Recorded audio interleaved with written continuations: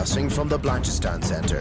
This is Phoenix FM. The internet is a communications tool used the world over where people can come together to bitch about movies and shit. According to the Nerd Index, you should be upside down in a junior high toilet around the clock.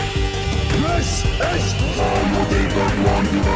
We'll do it live! Time goes in, time goes out. Never miss communication. It's over 9,000! My name is Foxy. The balls are in there.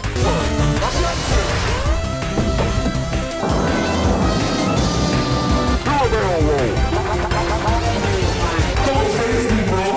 It's a trap! I'm a firing believer! Time to Hey, Cherry, wake up! Oh, God, oh, man!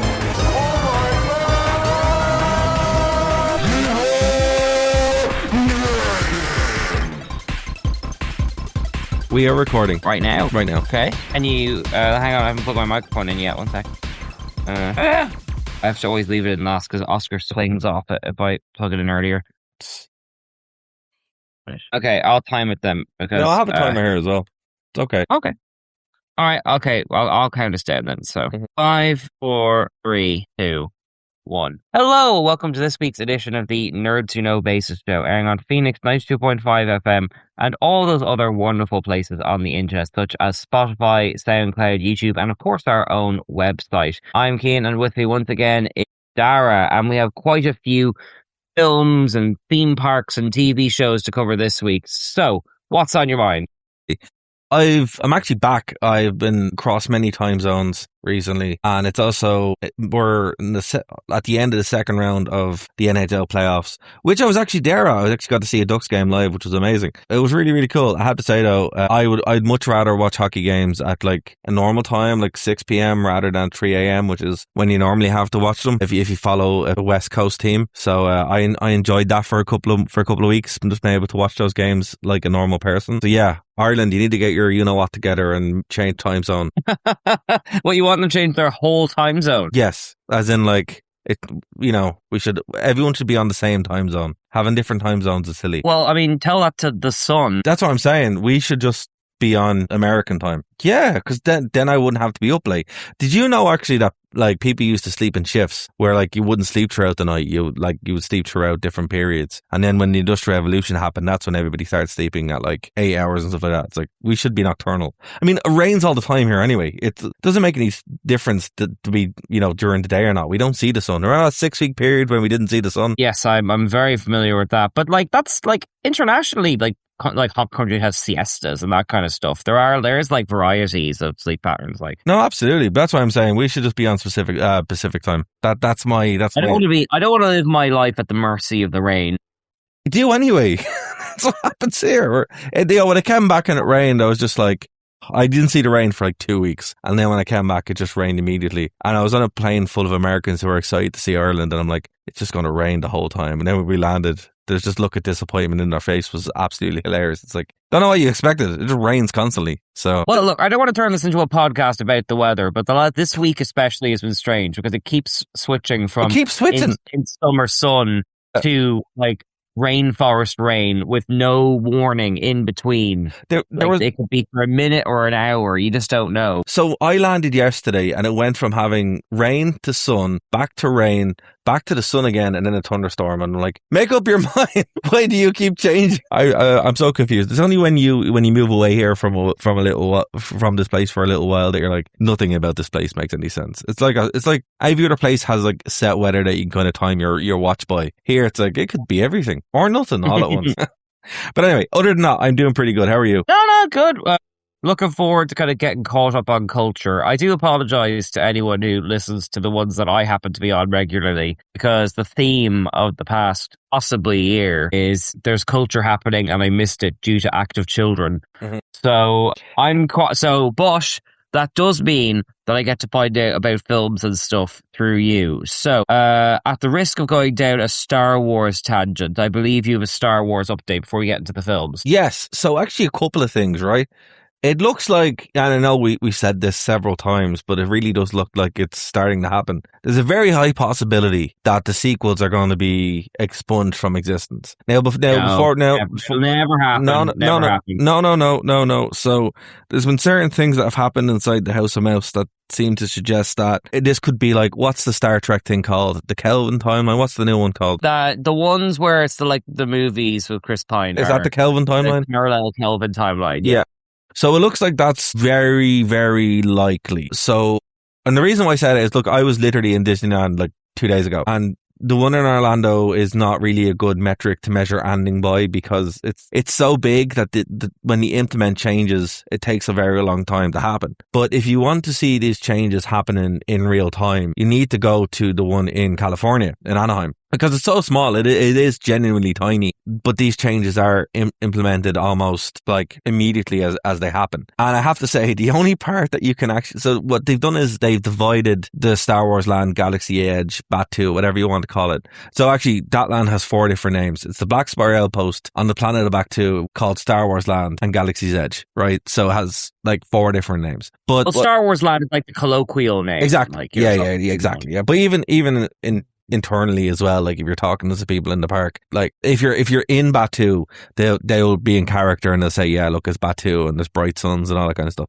But if you're in the park and you're in like Fantasyland or whatever, and you're like, hey, how do I get to Star Wars Land? They're like, yeah, just up there, So it is funny that there's 4 different names, but the way they've divided it now, when you enter, like there's 2 different entrances. So when you go through the main entrance, that's the sequel part, and there's a ride called Rise of the Resistance, right? And obviously it's very hard to change that from the sequel trilogy, because it is just like from it's 4 or 5 different rides loomed together, and it is exceptionally good. Like it's totally worth it.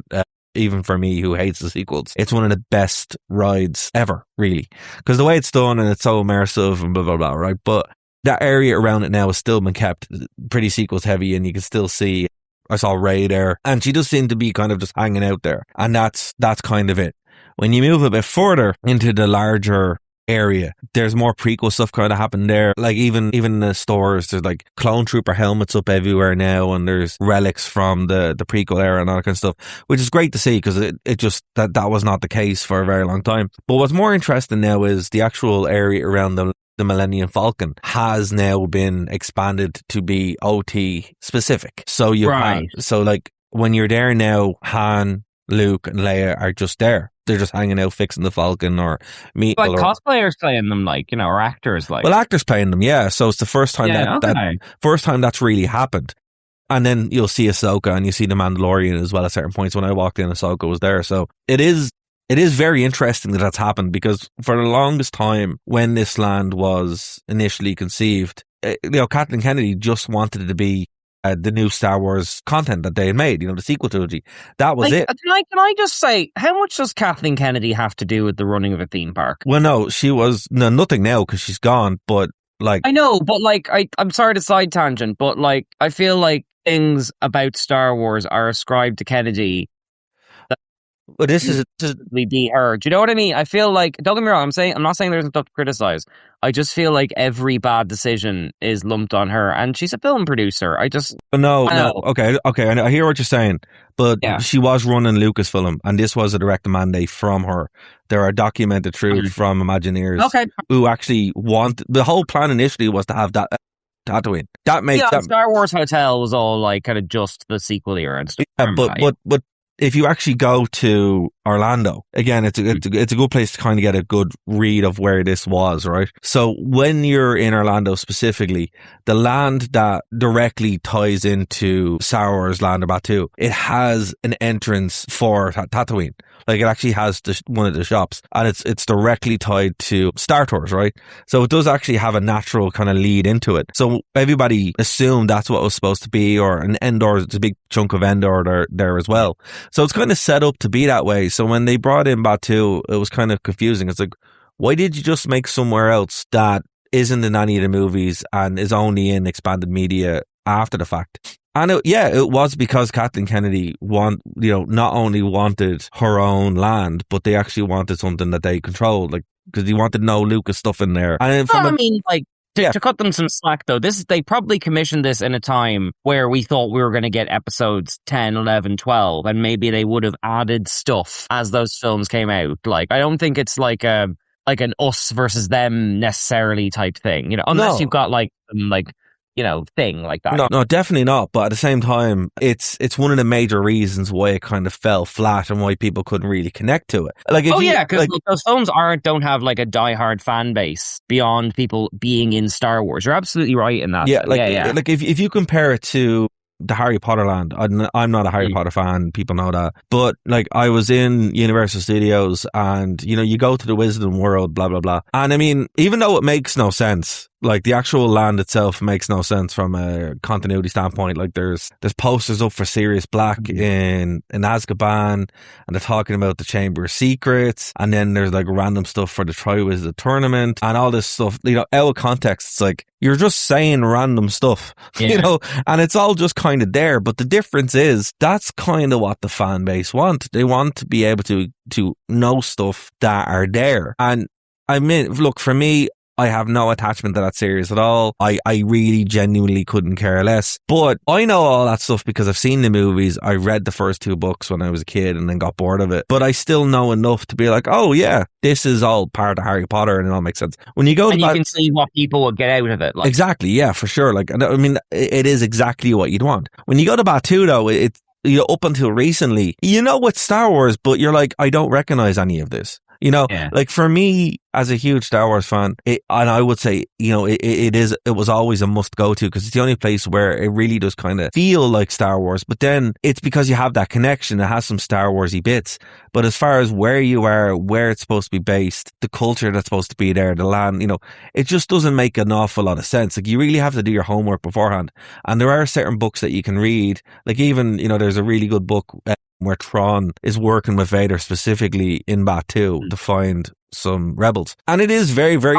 The new Thrawn trilogy, I've got that. It's really good, yeah. It's really good, yeah. Like, it's really, really I'd good. start reading it again, yeah. Yeah, and that's the thing. But at the same time, you have to really dig for that. That isn't something where if you're not, a family from Wisconsin who have seen Star Wars and may or may not have even seen all Star Wars, it's not as immediately as recognizable for, as Harry Potter would be. Like my dad's a huge Star Wars fan. I was over there with him, but at the same time, he doesn't get as much out of Batuu as I would because I would, I dug into the expanded universe, blah, blah, blah. But the Harry Potter stuff, he's not a Harry Potter fan either, and he gets a lot out of the Harry Potter thing because he knows what it is. And I think that's kind of been the problem with it as well. It's like, it's this lack of accessibility that shouldn't exist in something that's supposed to be the most accessible thing in the world. And what's interesting is now that they've realized this themselves. So I will get back to the expunging of the sequels now in a minute, but they've rectified this in such a way that when you go now, John Williams' theme music is playing.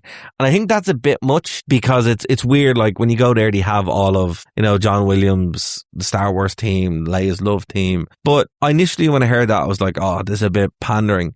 But it actually works. It actually works really, really well. And what they didn't remove is they didn't remove the sounds of a spaceport. Because up until recently, when you went in, it just sounded like you're in a spaceport. There are spaceships going overhead. And there's no real music playing. The only music that will be playing is when you're in the rides. So now what they've done is they have this music playing throughout the land. That is John Williams. But it's... they still kept in the space sound of it. So Vader now shows up. Obviously, the Imperial March plays. It's much more diegetic, where it's like you actually feel like you're there now. And they've corrected that. Add in the characters that you know. I mean, everybody knows Darth Vader, Han, Luke, and Leia. And look, I'll be honest with you, Han and Luke look pretty bad. Leia looks all right. She looks prettier than Carrie Fisher ever did as well. So, I mean, they went a bit too much on the Disney side of things, and like they look like. Well, that's going to happen. Yeah, that's what I mean. Like the kind of ruggedness is in there. They look like they were playing Prince and Princess a little while ago. But it's still nice to see. It still kind of adds in that live atmosphere of it. I mean, before that, there was just randos running around. Like there was some like rebel who, and I have read the books and I still don't know her name. Right? I know she has a cult following for some people who like lived in Galaxy's Edge. No, not Ahsoka. No, she's a random rebel that is only in Batuu. And I can't like, she wears a yellow jacket and she has like red hair. Yeah.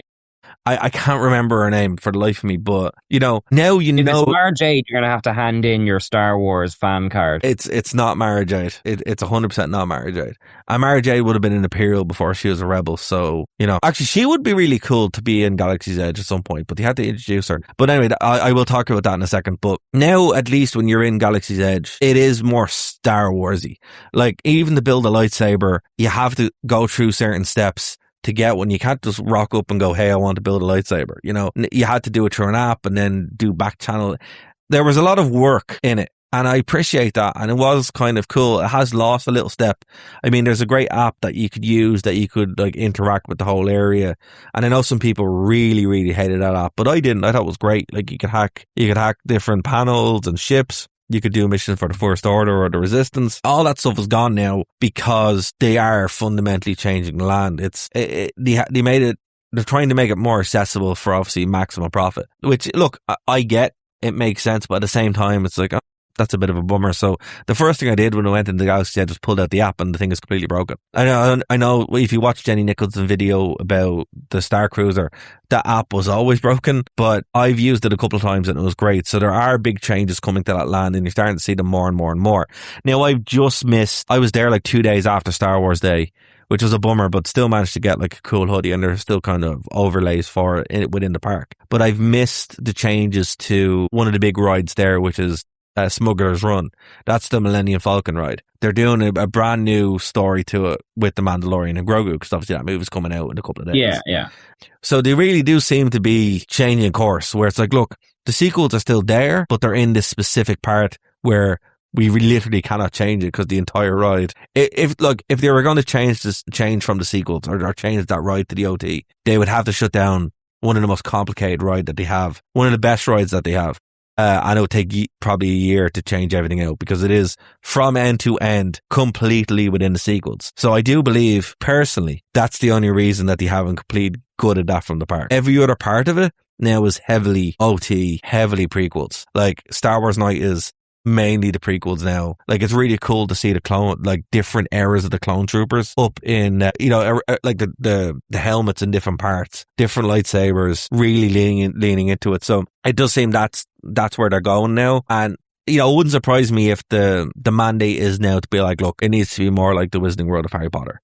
Because, look, as I said, we're not fans of it at all, but someone is. A lot of people are. And you have 3 different lands, all of which are just random, but have an overarching theme of, look, this is a different part of the Harry Potter universe. And I think if Star Wars and Lucasfilm go down that direction, it actually isn't a bad show because they can please everybody. Like when you get, it felt much more like theme park-ish now rather than some kind of role-playing thing, and I know some people still really do that, but at the same time it's like, okay, they're on the right path here. It definitely felt busier than it normally was.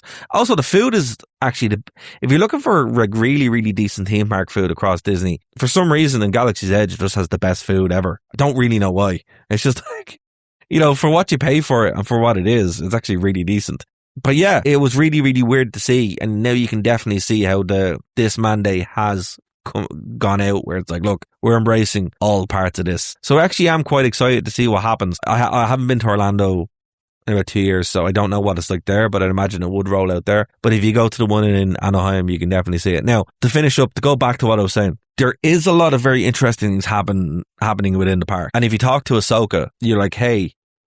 Oh, so she is there? She is there, yeah. But if you talk to her and you go, hey, how come everybody is here from the different eras? She's talking about the world between worlds now. And I can confirm this. Okay, this is what I said the last time we talked about this. Yeah, but they've never acknowledged this before.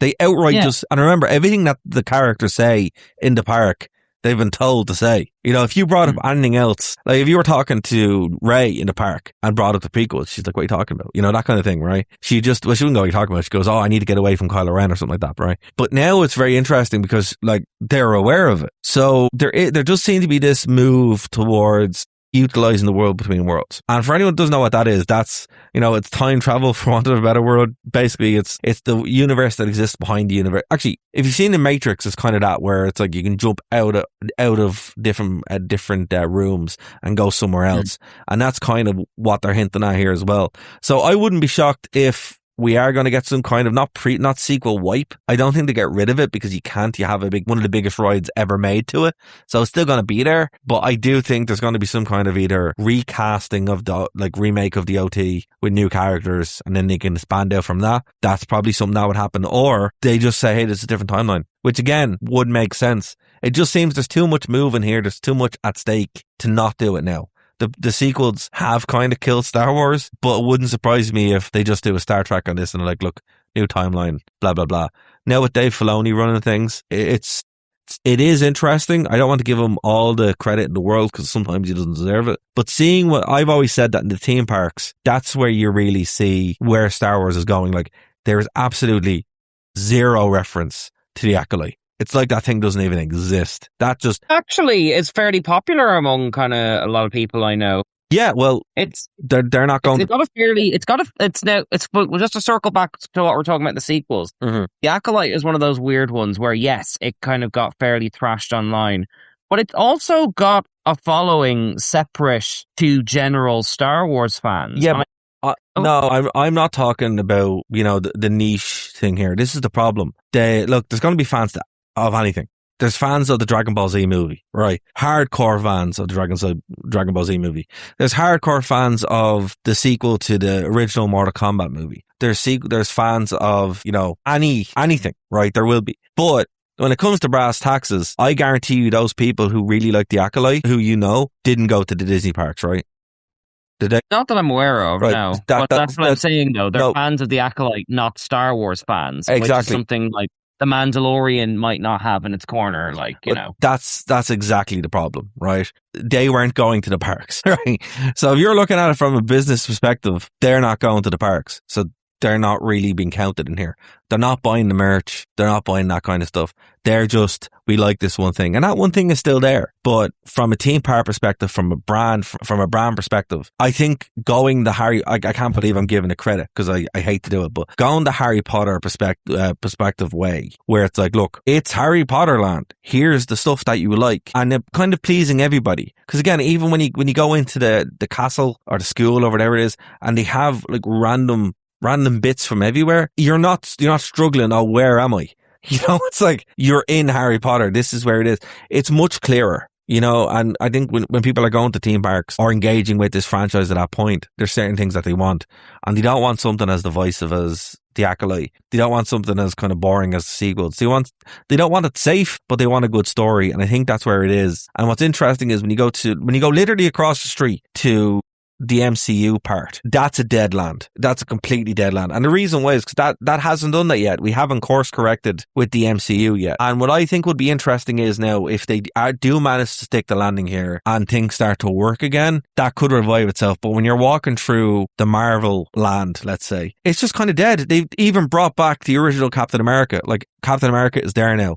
They don't have Sam Wilson walking around. So it's very funny and very weird to see that like Disney are leaning very heavy into trying to course correct what they've done. And if you really want to see it on the ground, it's in the theme parks. I never thought I'd use that as a barometer for things, but this close, we just came out of D23, then a week later I was in the parks, and now it seems to be right. I think if you want to see where things are going in the House of Mouse, go to the theme parks and you'll see it. Very interesting stuff. I just had to bring that up because I do think with Marvel, we're obviously seeing it play out, but with Star Wars, because we haven't got any content from them in a while. This Mandalorian and Grogu thing, I have really bad feeling about it. I think it will be quite terrible, or it could be amazing. I don't really know, but we will see. And I think if that fails, I think if the Mandalorian and Grogu fails, I think they will just go back to being, that's when you'll get your recast. That's when you get your reboot, or that's where you get, look, we're starting off from scratch again.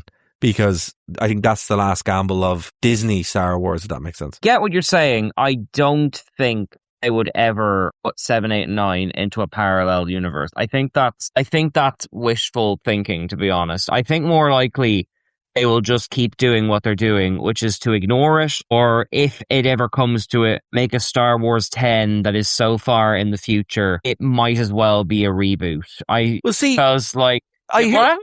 No, you spoke for like 20 minutes. Let me just finish. Okay, go on. Sorry. Now, I mean, like I get what you're saying, and I get that, like, you know, the kind of the bold new launch is now kind of an anchor on it, and I think watching it kind of be reflected in the parks is a good active barometer for what's going on, because it's Star Wars properties probably take a year or two to develop and make. That's not a good way of like checking in. But if you were to shunt those sideways or say it doesn't count or something like that, that would be them admitting fault and failure, which a big company will never, ever do. Now, will they stop going to the well in terms of this time period? Yeah, absolutely. Like, I mean, the Star Wars, like all the Darth Maul stuff, is very like, they're looking very much to the prequels in the sort of like romanticized memory that older fans have of it now to kind of mine new Star Wars stuff. I think you were right on the money to like point out that loads of that stuff is in Star Wars land now. But I think if for the future of Star Wars, which I think The Mandalorian and Grogu will at the very least be adequate. I don't see it being bad. It's too much of a known quantity for it not to succeed. But I think they will either stay the course with the Mandalorian stuff, or they will go very, very, very, very far into the future. I do not see them uncanoning anything, because once you've put that on the table, like, you're on very unshaky ground. Like that's why I'm worried about kind of like Doomsday and stuff as well for the Avengers. It's like, once you pull that time travel or that reboot card, it's never not a possibility, which means more casual people will not invest in it. So I don't know. My take is they'll either jump to the future or they will stay in the time period they are now and just keep pushing the sequels into the nebulous future. Okay, you've actually answered my question. That's what I wanted to ask you. I think the problem with Star Wars, honestly, is that it still ends with I am all the Skywalkers or I am all the Jedi, right? And somehow Palpatine returns. That's where Star Wars ends for a lot of people. And I mean, yeah, you actually did kind of answer my question there. If they push it out to the far future, then it doesn't end with that. You know, I think they need to find. I think what they're trying to look for here is they're trying to look for a way to just move past that, and it's very hard to move past something when it's the end point, you know. So yeah, I think that's actually a really good call, Keen, where it's like, you know, they either move towards the far future where it's still Star Wars, but they're going to do what they want and it's not really that big of a deal anymore. But if you move that far to the future, you still lose a lot of the iconography. You lose, you know, you lose the Empire, you lose Darth Vader, you know, I don't... Just make it again. That's what they did the first time. That's true. That is true. But it's a weird kind of balance where they have to have their cake and eat it too. And I think the sequels managed to do it because the sequels were different. No, sorry, the prequels managed to do it because they were different. Every prequels movie is very different. You know, like there is, like, even though we might not like the second one that much, it is very much a completely different movie to the first one, and the third one is probably the best one in the whole lot of it, even with the clunky dialogue. But I think that's what Star Wars as a brand are trying to solve. I think you laid out a good roadmap there. The fact that the Worlds Between Worlds has been brought up and has been actively discussed in something as minute as a theme park, it's very weird. I just can't let that one go because I'm like, why are you bringing that up here? You know, it's something that that's what I mean. But that is already on the table. You know, that's already been brought up. So, you know, the Avengers brought up time travel to fix things, obviously, and now bringing up different universes and Doomsday, they're kind of on that path. My question to you, Keen, is now that they've brought up the World Between Worlds outside of something as small like the Clone Wars and it is kind of the linchpin now of the franchise, does it not interest you in any way where they could just be like, hey, it just never happened, it's a pocket universe, or, you know, that's written away now and then we have Star Wars starting over again? Like, and something we'll talk about now in a second is that's how they fixed Mortal Kombat. Not the movie, but the games. I don't know if you noticed or not, but when the games came back, Mortal Kombat 9 is literally a retelling of Mortal Kombat 1, 2 and 3 done by time travel. So I think it could happen. I get where you're coming from. I think you're looking at it respectfully from like a sort of a Marvel and DC Comics way, where you can apply a big creative idea to fix an intangible problem. I think Star Wars is, even though it is nerdy, it is too much of the mainstream popular culture That's have an fair. idea like that happen to it. I get what you're saying. That's fair. I just Yeah. don't see it happening. And if you want a roadmap for the episode 10 I suggested, did you ever watch Star Wars Visions, where it's like they're like little shorts by different animation studios? Yeah, they're fantastic. They really are fantastic. They're fantastic. Remember the one where it's, funnily enough, set in the far future, and it's a future where Jedis really don't exist, and this young kid is tasked with finding 8 lightsabers who are meant for the new 8 Jedi, and she hands them to these Jedi, and they turn out to be Sith Lords and all that. Do you remember that one? I do, yeah.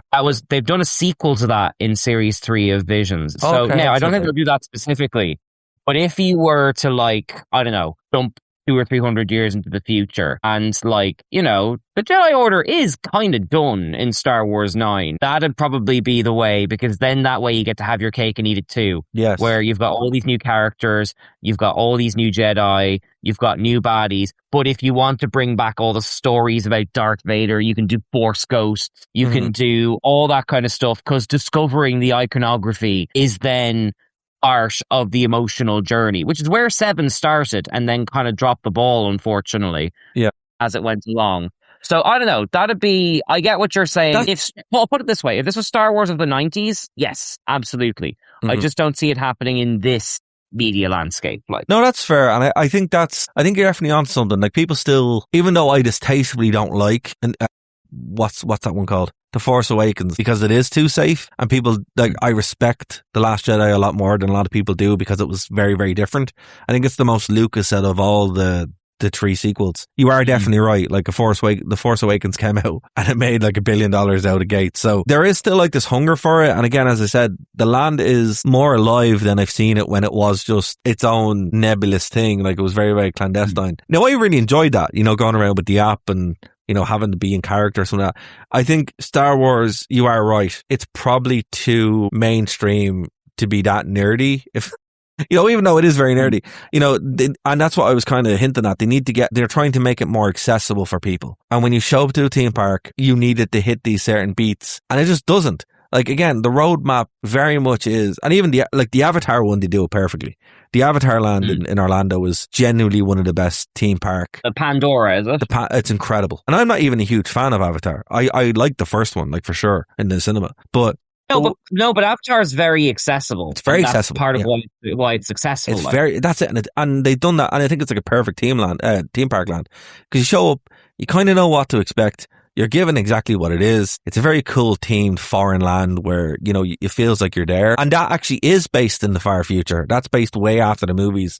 They call the movies the documentaries, which is pretty good, you know. And that's kind of like how you do it, right? Like, and that's the problem that the Star Wars land just doesn't have. And I do think they're fixing it. So I had to bring it up because it was something that was very much in the forefront of my mind when I was there. I've been to, you know, East Coast and West Coast a bunch of times. And it is like the first time where you really, really do see, okay, there's something going on here that is really interesting.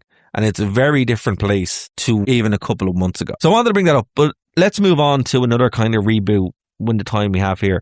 When I was over in the States, I got to see Mortal Kombat 2. Now, Mortal Kombat 2, to not be confused with the Annihilation, is the sequel to the 2021 Mortal Kombat movie. Have you seen the movie? To not be confused with Annihilation. What do you mean? So Annihilation was also called Mortal Kombat 2 in 1996. Not the Natalie Portman movie. No, sorry. Yeah, okay. Oh God, what an overlap. Yeah, so Mortal Kombat came out in 1995. The sequel came out in 1997, and it's called Mortal Kombat 2 or Mortal Kombat Annihilation. One of the worst movies ever, right? But I actually kind of do think it's funny and kind of goofy and campy. But it did kill the Mortal Kombat live action franchise for years, right? And despite the fact that one with the like kind of viral clips? Yes. YouTube. Yeah. Mom, you're alive. No, you will die. Yeah. Isn't that also the one where they killed like all the actors who wouldn't come back straight away? Yes. Yeah, they killed Lyndon Ashby. And, How do I know so much about a movie I haven't seen? Have you? No. Oh, okay. Here's what we're doing. No, this is like Time Capsule 2005 YouTube, where all you did was find, you know, worst movie deaths, worst movie line deliveries, garbage day, all that kind of stuff. Mortal Kombat 2 was like one of the regular fixtures of that. Like, So the next panel we're doing, folks, is going to be a review of Mortal Kombat Annihilation. We don't know where it is, but that's our next panel. Cian, what do you think? it might be in a Starbucks at this rate, but sure, why not? There we go. No. Costa. Costa. Starbucks will throw us out. Costa seems more chill. So anyway, yeah, so it killed the franchise for a couple of years, and then, but there was a couple of other things, like Mortal Kombat Conquest was a TV show that was on Sky for a while. That's actually very good. If no one's ever seen that, that's actually that's kind of a prequel. Fantastic little show. Ended on a cliffhanger. Very annoying, but still a good show up until the last episode. So this franchise kind of just hung out for a while, and then in 2021, Mortal Kombat dropped, like the reboot remake of the first movie. And I'll be honest with you, I really hated it. A lot of people did not like this movie, and it's not because it's bad. It's actually pretty good as a movie. I heard it was good, yeah. Yeah, as a movie, it's really, really good. As a Mortal Kombat movie, well, it's not a Mortal Kombat movie. You know, you have like backstories to It's kind of score. like a live action Tekken. You kind of have to throw out what it is to make it accessible, that kind of thing. Yeah, kind of, sort of. But I mean, in a Mortal Kombat movie, there needs to be a Mortal Kombat tournament, and there was no tournament. So it's like, what are you doing? Like, you know? Also, like the Tekken movie. Yeah, like the Tekken movies, exactly. So it's just like, right, well, I mean, if you're going to do a Mortal Kombat movie, you have to have a Mortal Kombat tournament, or else there's no real point. And that really was the problem with the first movie. You got the backstory for Scorpion and Sub-Zero, but then they also introduced, like, also Kano was great in the first movie as well, but they introduced like this creator wrestler character, you know, or Cole something or other, and nobody likes Cole. No, everybody's like, just go away. Nobody wants you here, you know. The whole movie was about him, so you're just like, all right, when's the tournament going to start? When are they going to start, you know, doing fatalities and stuff? So that was the problem with the first movie. The second movie is phenomenal. My dad watched it with me, and he's like, well, there was no plot, but I really liked it. It was just fight scenes. It was like an old kung fu movie. And it's like, that's exactly what it is. That's exactly what you have to do a Mortal Kombat movie. Just paper tin plot. Just, you know, you expect Johnny Cage to be Johnny Cage, Scorpion and Sub-Zero are fighting, random nonsense, random violence, and extremely bloody fatalities. It is Well, this is it, because do the games have much of a plot? Like, kinda. okay. Yeah, I mean, look, so there's a 3-hour documentary on the lore of Mortal Kombat, right? And it does get very convoluted, and then they end up like rebooting and it goes back and stuff like that. But the way the current games now play is there will be an overall plot, and then they'll talk, and then you'll go through fighting as each character to round out the plot. So yeah, there is a plot, but it doesn't really matter that much, and it's to set up the next fight. And that's the way they kind of shoot the movie. So again, my dad was like, it's just like a video game. And he's spot on, because it's the closest thing I've ever seen to a video game being adapted to real life. The only thing I can say it's similar to do you remember the movie Doom from 2005, which also has Karl Urban, actually? Oh, was that oh my god, I haven't thought about that in ages. The Rock's in it, remember? Have you seen it? Yeah, okay, I was just making sure it was the right one. Yeah, didn't a really, really good director do this? I don't know, but there's a bit in it where Karl Urban Karl Urban is like saving franchises going all the way back. But yeah, there's a bit in it where he gets the gun and then it drops into first person mode, and it's like you're playing Doom 3. Phenomenal part, right? And that's when it actually like nailed what that movie should have been. This is very similar. The characters show up, they say 1 or 2 lines of dialogue, and then they start fighting. And that's how the movie works. But it's not. It's done in such an interesting way where it moves the story along, and you're not left going, oh, this is really boring or that. It's actually just really, really cool. It's kind of like a musical. You know the way in a musical, like they'll say some lines and then go into a song, and then that moves the plot along. That's kind of what it is. But instead of musical, it's extreme violence. Yeah, 2 things. First of all, I was confusing the Doom movie with Ghosts of Mars. That's what I was getting confused. Oh, yeah, that's Sean Carpenter. That was a good movie too, yeah. Yeah, which, to be fair, if you look at the posters, I think it's a reasonable confusion. Yeah, I can see that, yeah. But second of all, I get what you mean about musicals, because in musicals, like, you sing once the emotions are so intense, you can't talk anymore. Yes. So, yeah, I suppose in fighting terms, once the conflict and tension has risen up to the point that you can't help it, a fight has to happen for the... Yeah, so I get where you're coming from, like. Mm-hmm. That's exactly it, yeah. And that's... I think that's the best way to look at this. This is like a musical, but with violence and no music. Another thing, all the characters are there. Like, there's a lot of fan service, but not in like not in a bad way. It's just like, you know, you see fatalities. Johnny Cage is... Even though Lyndon Ashby was a phenomenal Johnny Cage, Karl Urban kind of nails it a bit more. The characters look the way they're supposed to look. You know, Katana is your main character, and that was surprising. I'll be honest with you. So they made some brave choices there as well. Fight scenes Why are is it surprising? because you think Liu Kang would be the main character, right? Okay. Everybody would assume because he wins the tournament. That's who the main character is. But they recontextualize it in such a way that it isn't necessarily the story of Mortal Kombat 1 because they don't do that. It's the story of Mortal Kombat 2, but with Katana winning at the end. And it's not really a tournament. She just kills Shao Kahn. So it's still a cool little twist. It's not just the same thing over and over again. But you still get the emotional payoff. Liu Kang fights Kung Lao in one of the most famous it's called the portal scene. It's one of the most famous stages in the whole game, and it just looks stunning. It really does. It's a feast for the eyes. It's completely stupid, but I don't mean that like in a bad way. I mean like it's as a more. It knows what it is and what it's aiming for. It knows what it is. Yeah, it knows exactly what it is, and it's really fun. It's obviously people are going to see it in massive waves, and it is now the most successful video game movie of all time. That doesn't include Mario. That's a big proviso. I was going to say that's a high bar to clear. Yeah, like. Let's put it this way, highest R-rated video game. Minecraft as well. R-rated video game. I see. This is a hard R. When you see it, you see why. You know. But yeah, very, very good. Can't recommend it enough. Another thing I've seen recently, I saw before I went to the States, I saw Hokum. So we talked about Hokum beforehand. A good movie.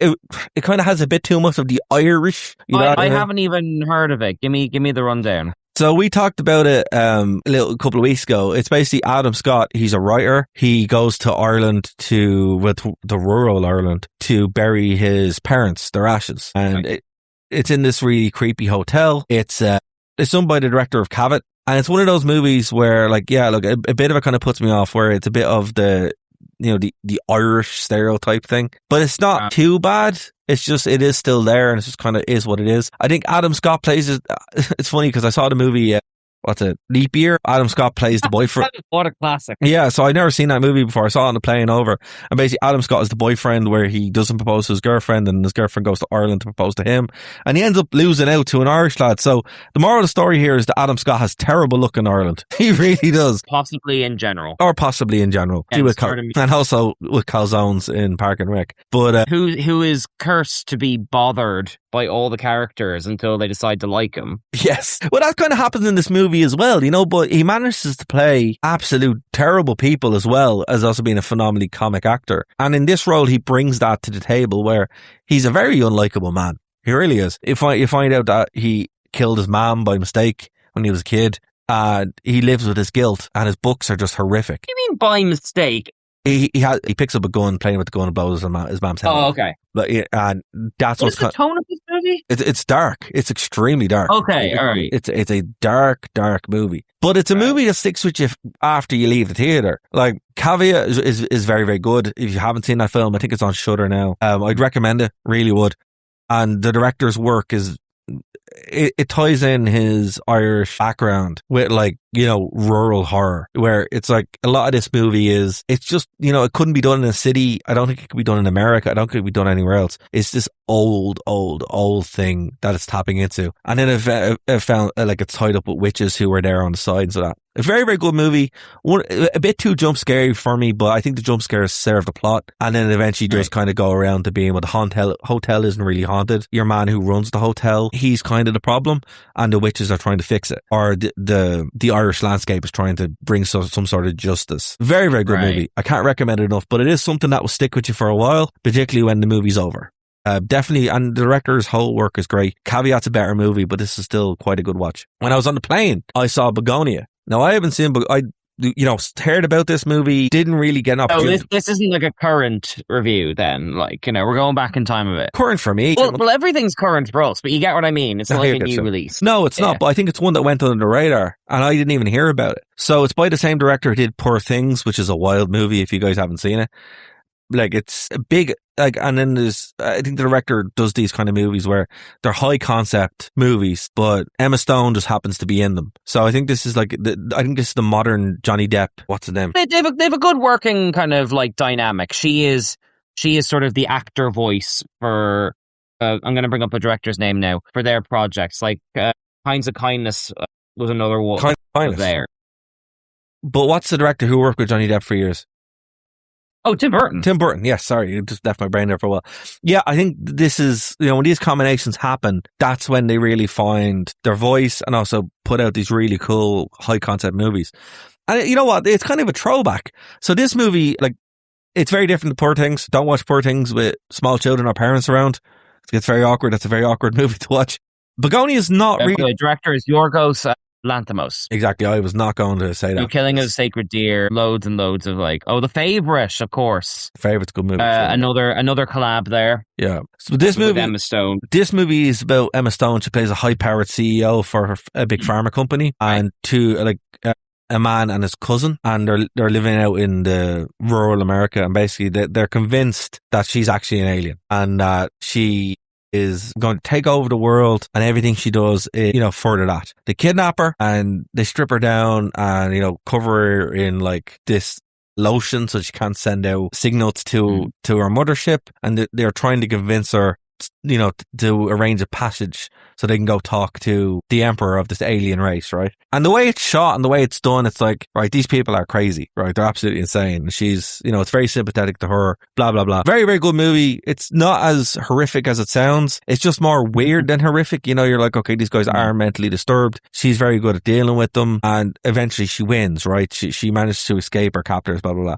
But there's a major twist at the end, and that's what makes it incredible. And look, if you guys are going to watch it, maybe skip ahead a couple of minutes. But basically, it turns out she was an alien the whole time, and she was going to destroy the whole world. And you're like, wow. And when you go back through it, almost like Twilight Zone-y when you put it like that. It's, but the way they do it, it's so subtle and so surprising. You're like, that was phenomenal. But then when you look through the movie of the breadcrumbs that they lay out, it's like, yeah, the guy was 100% right the whole time. And everything that he did was built on firm science, firm research. It's just the way the movie was shot and the way they presented it, where like, this guy is absolutely bad, So, yeah. A very, very interesting watch. A very good, interesting movie. Stellar performance from the whole cast. Emma Stone, again, plays a blinder. Cannot recommend it enough. A weird movie, I'll give you that, but definitely something to watch. Another really good series that's weird, in a similar vein.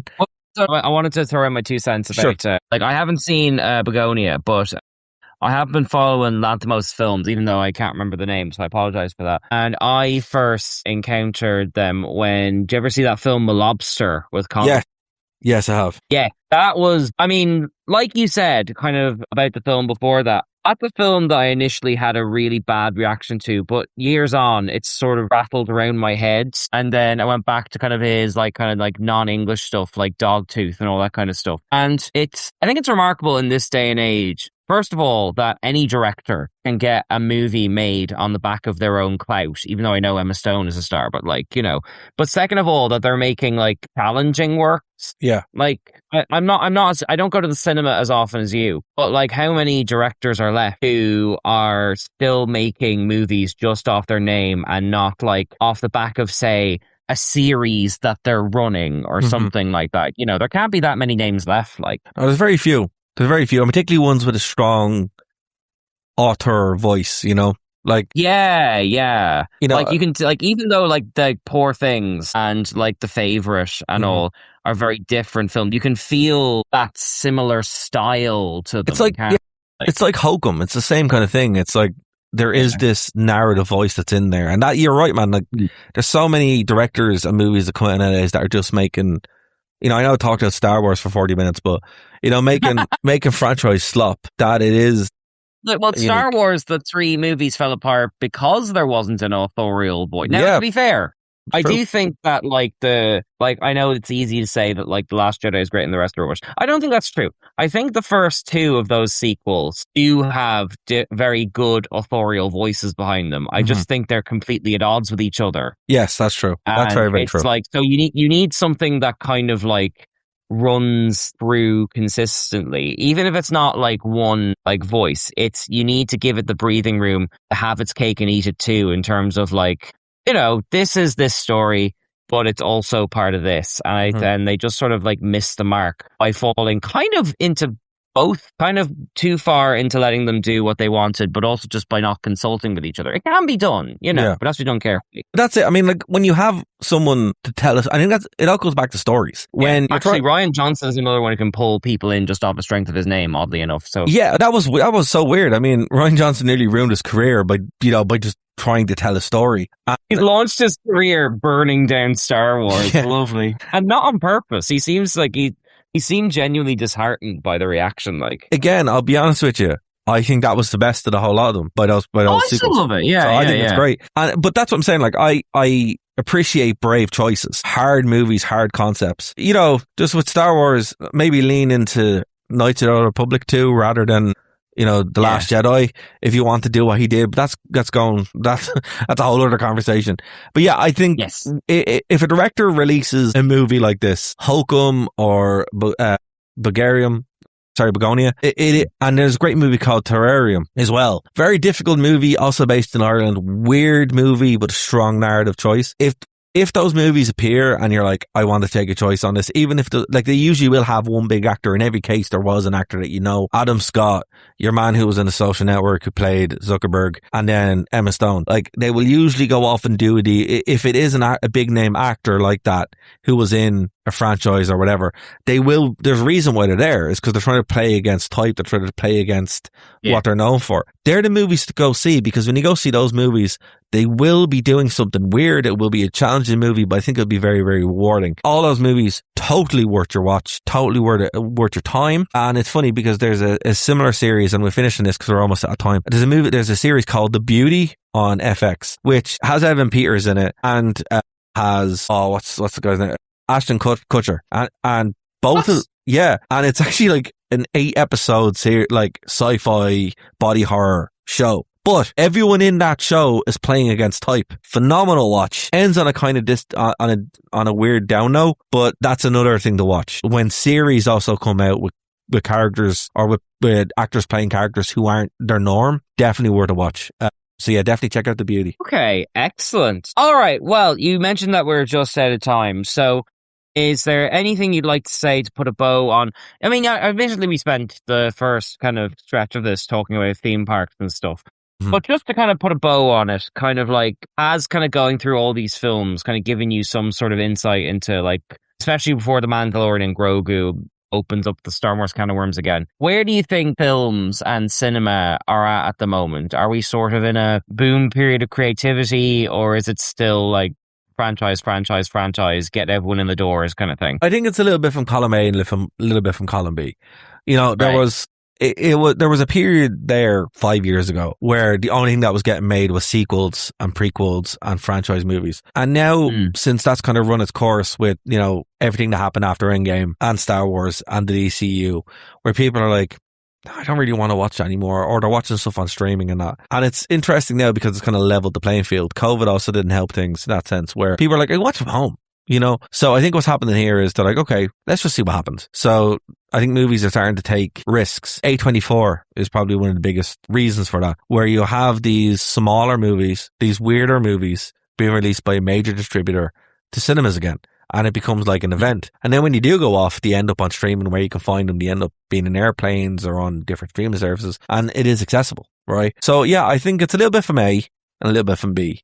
But I definitely think if they hadn't have bet the farm on franchises and went really, really hard on franchises, I don't think we would have looped back around. So, you know, as I said, every week there's a good movie that comes out, or at least an interesting movie that comes out. And if not, you can find something on streaming. So, like, I think we will see what happens with The Mandalorian and Grogu. Again, I'm not expecting it to be good. I'm not expecting it to be bad either. I'm expecting it to be adequate or to be the worst thing ever. And that's a very interesting. No, I think there's too many hands in this for it to be like a colossal disaster. I'd say it will be fine. Probably fine. I think you're probably right. Good, very good. Like, you know, but I don't think it's going to be like a legendary 1-star thing unless people reject it on point of principle. I don't think we're there. I don't think people hate Star Wars. No, we called it wrong on Minecraft. We're not doing that again. Yeah, I mean, that was more disappointing than anything else. Yeah. Although I think that was wishful thinking on our part. It was. Anyway, take us home. I don't usually do this little bit. Darragh, where can you find us if you're listening to us on the radio and want to see more? So, folks, thank you so much to the subscribers that we've had on YouTube. That's where you can find us, Nerd to Know Media on YouTube. In the past month, we have had more subscribers, more interaction, more comments than we've had in like 4 years of doing this show. 5 years of doing the show. 6 years of doing the show. Thank you so much to everybody who's subscribed. If you liked what we did here, please go over and like and subscribe. That helps us out a great deal. You can also if you make comments on one of our YouTube things, we might read it on the show. Absolutely. And it's the most direct way to reach us. But if you want to, you know. Exactly. And yeah, nerdtoknowmedia.com is also where you can reach us. We're on Spotify, iTunes, you know, random radio signals to the to the nether realm. Batuu, anywhere. Bottles in the sea. Anywhere you can find us, we're there. Actually, what would be fun is putting some shows on a USB key and sending them out to the sea and see what happens. We might do that. If you get like 4 more subscribers and when this show goes out, I'll do that just for the laugh. But anyway, that's where you can find us, folks. Thank you so much for checking us out. We will see you in the next one. Bye.